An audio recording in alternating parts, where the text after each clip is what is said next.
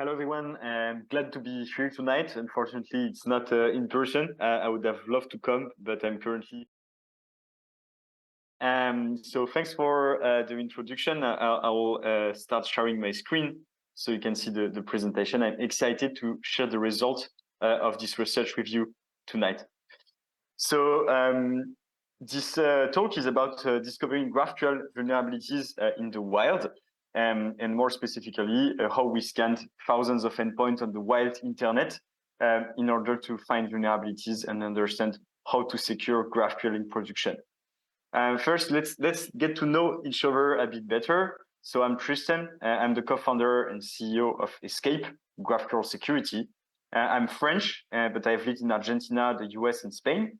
And I'm an engineer in operation research and a researcher in machine learning.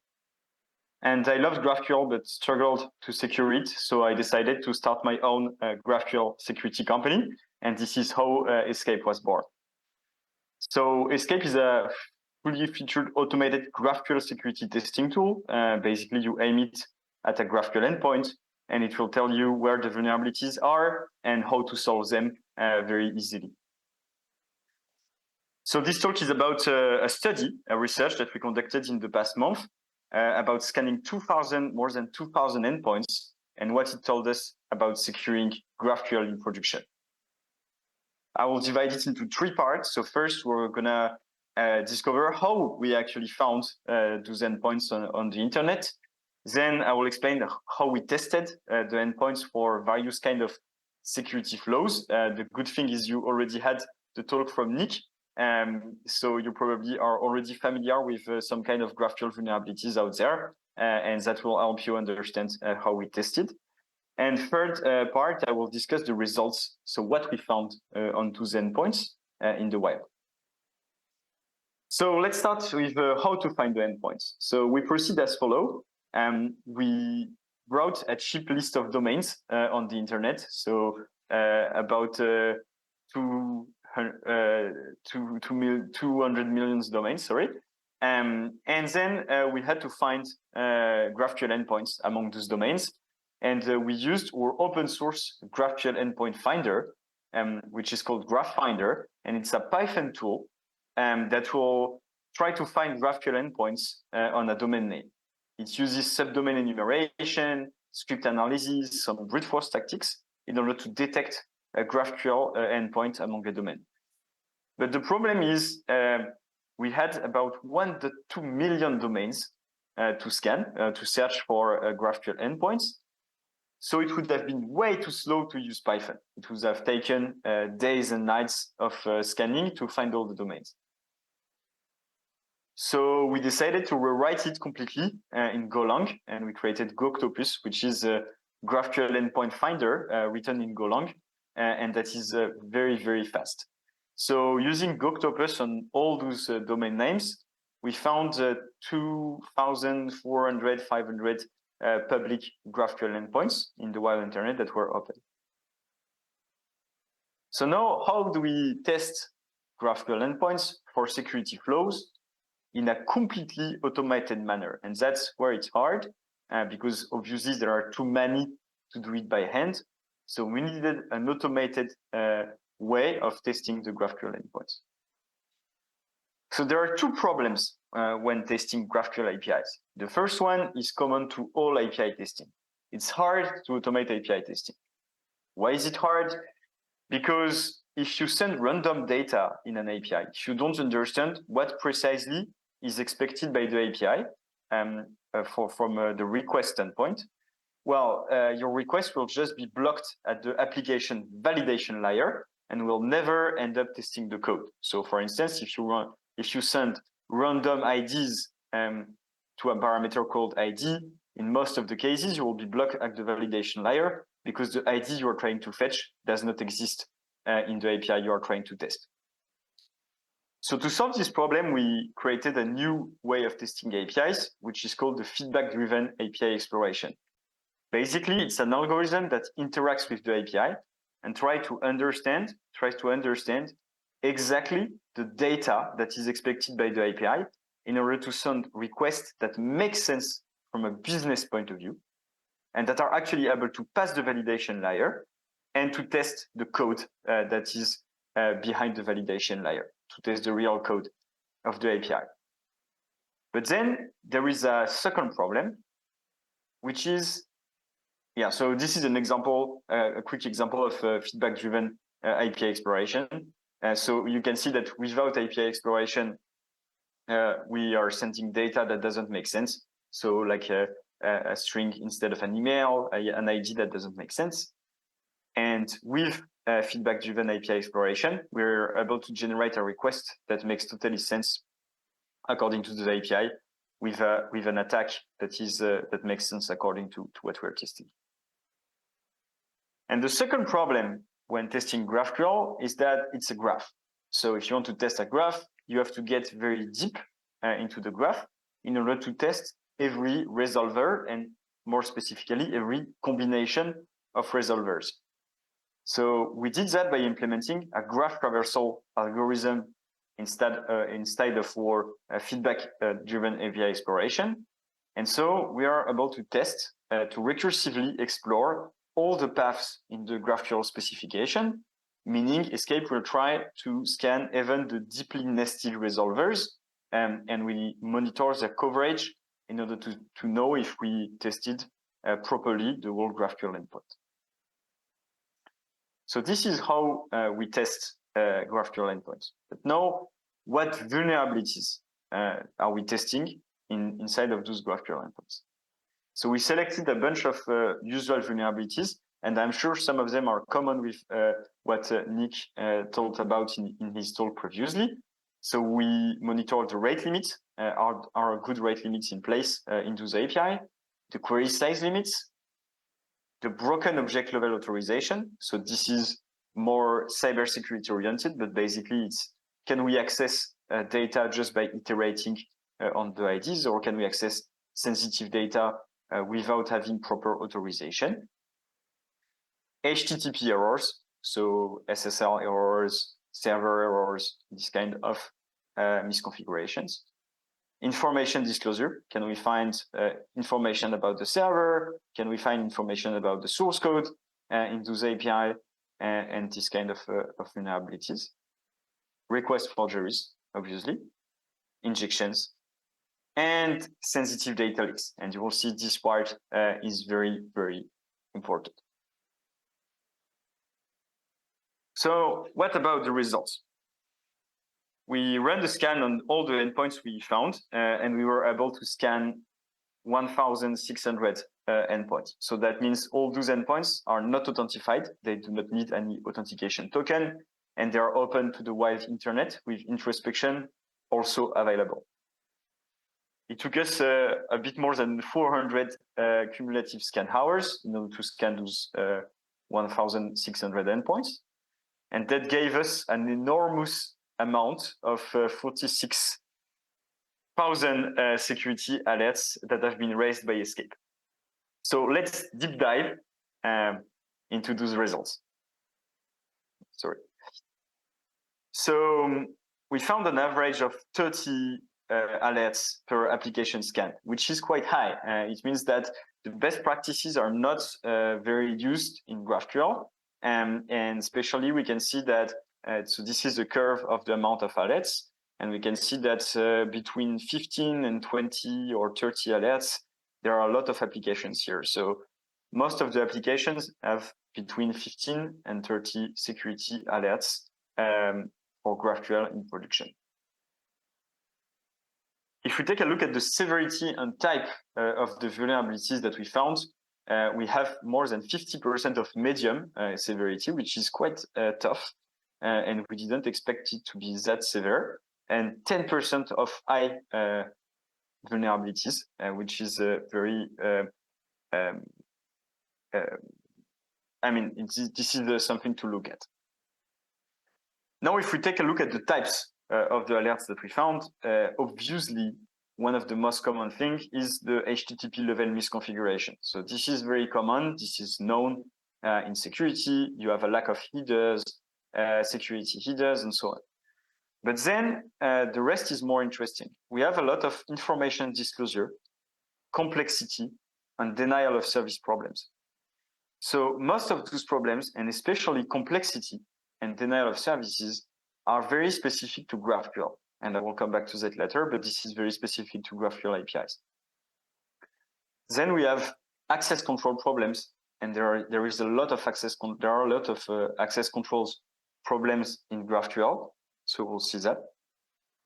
And of course, you have introspection related problem. So can we build back the schema and so on? And there are more critical vulnerabilities that are, thank God, less frequent, injections and request forgeries, but we still found injections and request forgeries during this study.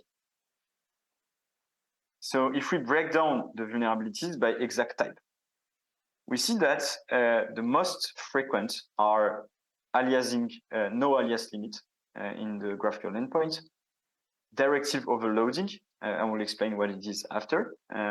So it's a denial of service, and field suggestion activated despite the GraphQL introspection being deactivated. And then we have a lot of other vulnerabilities that are common to GraphQL. And directly after, we have secret leaks. So we see that the GraphQL endpoints have a tendency to disclose secrets or sensitive data publicly without having the need for proper authentication. That's the end of the queue, and you can see that there is injections, all kind of injections that are obviously less frequent than most common vulnerabilities, but still exist, which is interesting to note that you can still have SQL injections in GraphQL, even no SQL injection. So it's a MongoDB injection that we have found in a GraphQL endpoint. So now, if we take a look at the top vulnerabilities, it's quite easy to notice that most of them are specific to GraphQL. Aliasing, directives, field suggestion, batching, and fragments are all features that are specific to the GraphQL language. And so the most common vulnerabilities among GraphQL endpoints are linked to the specificities of GraphQL, which shows that the best practices are not yet well spread in the community, and that we could make better on that standpoint. So I will go quite fast on that part because I'm sure that you have already understood how it works with Nick's talk. So basically, if you want to solve those problems, you have to put first good practices in place. And the first thing would be to limit the batching and the aliasing. So you know what batching and aliasing is. It's like sending multiple GraphQL queries with one HTTP request. And it can be used, for instance, to make brute force attacks by trying many different logins, a combination of login and password with one HTTP request and bypass the rate limiting. The second problem that we found was directive overloading. So this is a very common problem among GraphQL engines.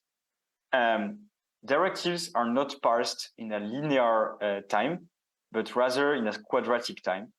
So if you generate a request with a lot of directives, you can actually make the server to take a huge time to process the request. So for instance, if we send a 100 kilobit request with containing only directives, it can take up to 1 minute for the server to process. We were able to simulate denial of services on a lot of applications with this technique. It's one of the most common vulnerability among GraphQL engines. The recursive fragments. So fragments are a piece of logic that can be shared between multiple GraphQL queries. I'm sure a lot of you are familiar with it. And what happens if we create fragments that call itself? Well, basically, if the server is not protected properly, you can create an infinite recursion, and then you can crash the server by this simple technique. So now more and more servers are getting aware of this and are avoiding this problem. But for a long time, it was a huge denial of service vulnerability among GraphQL endpoints.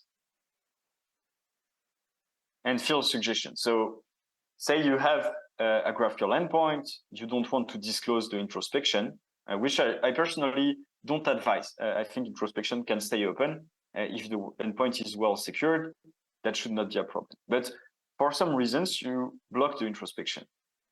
Well, if your engine still has the field suggestion activated, meaning that when you query a field with a typo, it tells you, hey, did you mean rather this field? It's very easy to actually build back the full GraphQL schema under the hood. And there is even an open source tool called Clairvoyance that can be helpful for doing this. And so this is an example of a real life situation that I show where the company that we audited have disabled his introspection and was like, if we have disabled in introspection, we don't need to really make security in our endpoint. And using Clairvoyance, we are able to build back the introspection. And we found a mutation update admin that was not protected. And so we were able to actually change the password and the username of the admin of this company without the need of any authentication. So this is an example of how security by obscurity does not work very well, and especially in the context of GraphQL when you have field suggestion enabled. So to do a quick summary about the common GraphQL vulnerabilities that we found. There are a lot of batching and aliasing attacks that can be exploited among GraphQL endpoints. Denial of service through directive overloading and recursive fragments is also very common. And most of the endpoints that have introspection deactivated still leak the schema through field suggestion, and it's very easy to build it back using open source tooling available on the internet. So if you're interested into securing GraphQL from the attacker side, you can take a look at our pen test 101. There is also, so we built this blog before, but now there is also Nick's book on Black Hat GraphQL, which is very good for the offensive part of securing GraphQL. So as a quick bonus to this presentation, I wanted to emphasize also the kind of sensitive data that we discovered during this study, because we found a lot. We found more than 4,000 potential data leaks. So not all of them are true positives, because sometimes you can disclose data and it's on purpose, but it's still a concern. So what did we find? We found a lot of emails. I think not all of them are sensitive data leaks, because you can have support email or emails that are not critical. Then we found a lot of secrets, generic secrets, so API keys, tokens, jail-related tokens, and so on. And this is a very concerning amount, even if we cannot assess that all of them are critical or sensitive, it's still interesting.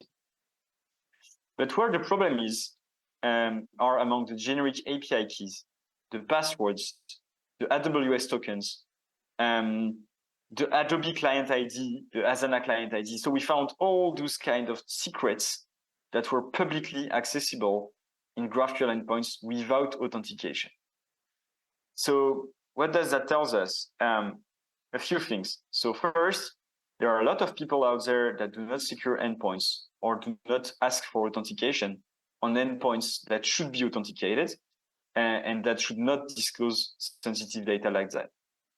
The second thing, at Escape, we were able to automate the process, fully automate the process of testing and finding those kind of sensitive data.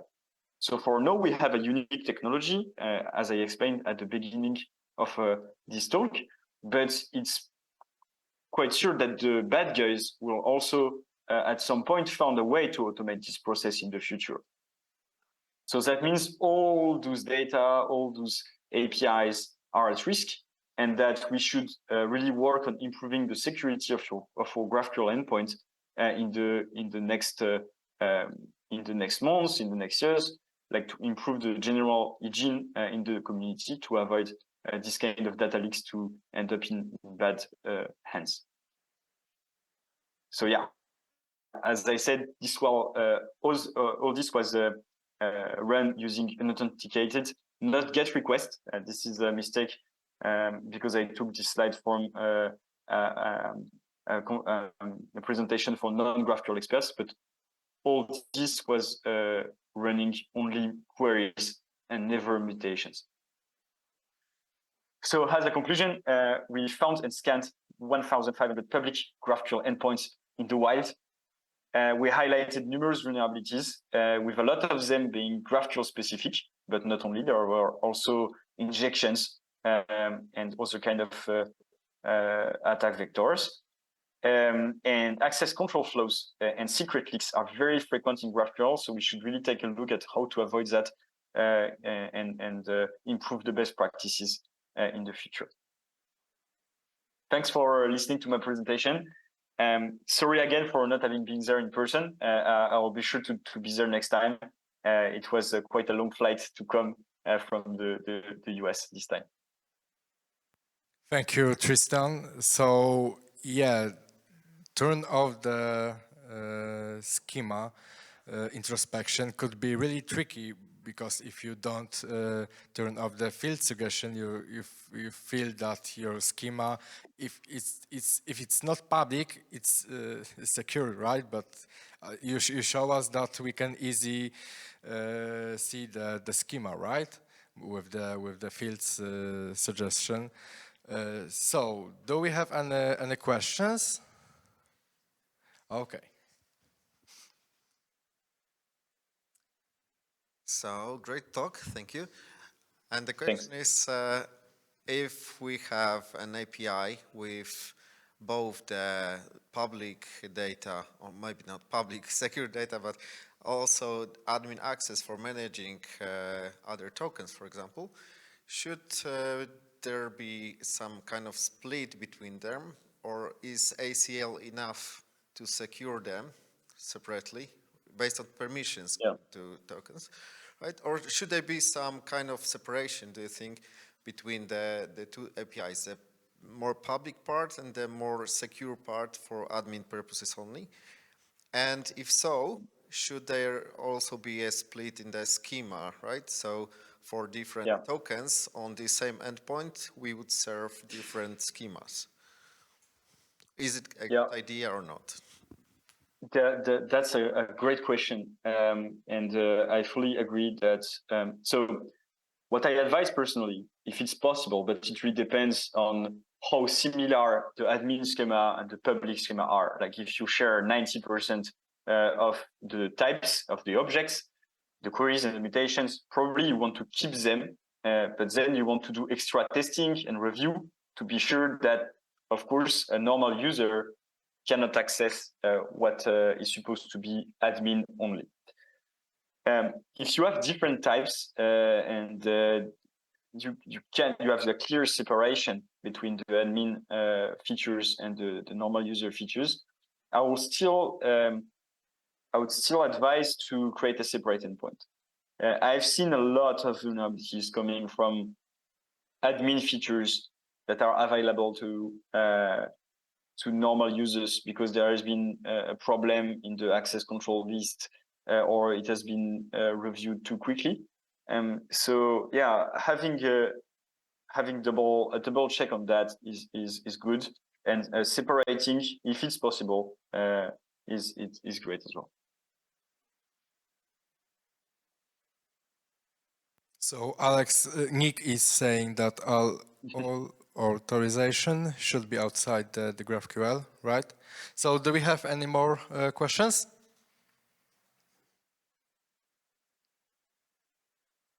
Okay, so thank you, Tristan, for your talk. That was really great presentation. Big applause. Thanks a lot for the Tristan. Yeah, thanks.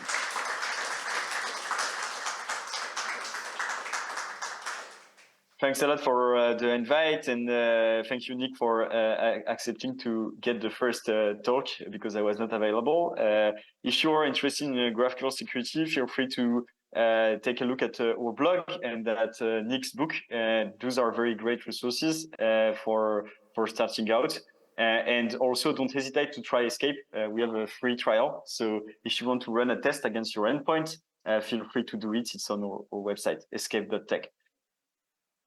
Thank you. Yeah, have a good night, everyone. Bye-bye. Bye.